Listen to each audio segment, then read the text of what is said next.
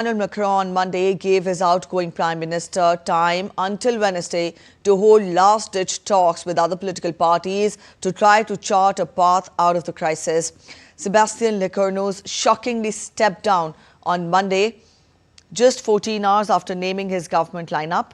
The resignation made him the third French Prime Minister to leave office since last December and fifth one in 2 years to announce resignation. It was not immediately clear what Lecornu's task would entail. France's constitution allows Macron to reappoint Lecornu as Prime Minister should he wish. Macron gave Lecornu time until Wednesday to hold meetings with political parties to try to chart a path out of the crisis. If Lecornu's bid to achieve stability by Wednesday fails, Macron has three options. He can appoint another Prime Minister, he can once again dissolve the National Assembly, or he can resign himself.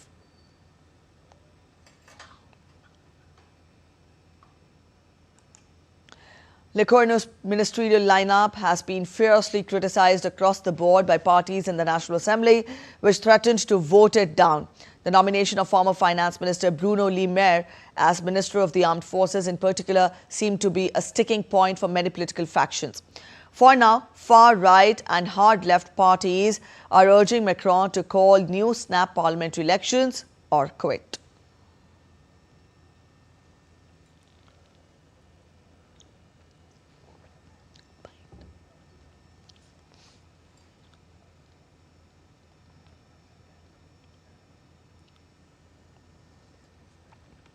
All right, our correspondent Akshay Dongre joins us from Delhi to help us understand the situation in France better. Akshay, good morning. Now, we told our viewers about the crisis, the political crisis in France. Lecornu is the third Prime Minister since December to resign. Tell us, how grave is the situation this time around? Well, in fact, the fifth Prime Minister in 2 years, Preeti, and the situation seems to be worsening quite rapidly because the way we are seeing the entire situation evolve really puts a question mark on the political stability of France.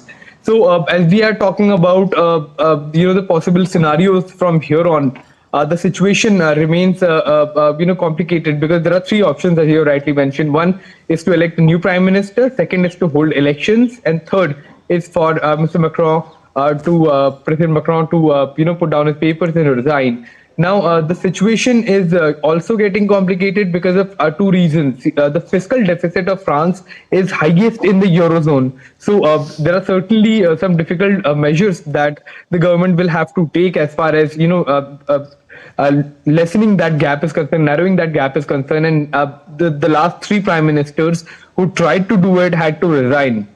Also the other option to call for elections will clearly, as far as the indicators are concerned, will result in a far-right government coming to power. That seems to be what's happening in France right now. The far right is mobilizing more and more support. The third option, as far as and the reason perhaps why the situation is also getting more complicated is also because in 2027, after 2027, President Macron cannot go for elections. This is his last term.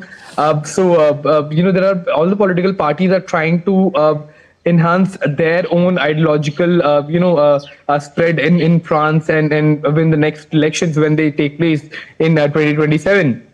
So, politics is going on in full swing. It's just about 2 years to the presidential elections in France, in which Mr. Macron cannot go there, and he will not be contesting the elections. From Le Pen to other political spectrum parties are all trying to gain from these unstable times as far as French politics is concerned. All right, Akshay, now this political crisis will also have a bearing on the budget process that happens next year. Having said that, there are also calls for French President Emmanuel Macron to resign. How is he positioned? Well, that demand has been denied. The French president has refused either re-elections or resignation. The other option, the only option that is left is to select a new prime minister. But now, with all the stress that there has been as far as the presidential position is concerned, electing a new prime minister, especially from the left, is not going to be an easy option either, because they have also been questioning the policies, the economic policies of President Macron, especially the hard-earned pension reforms that have been implemented in France. The leftists are opposed to it. It also can rattle the right supporters of President Macron. So the situation does look quite complicated for the French president, because he has no easy options now. He can either resign, he can either call for new election. Calling for new election will mean his political opponents, the far right, coming to power, rallying from this situation. The third is to elect a new prime minister, but after 5 resignations of prime ministers in within 2 years, that option is also quite difficult.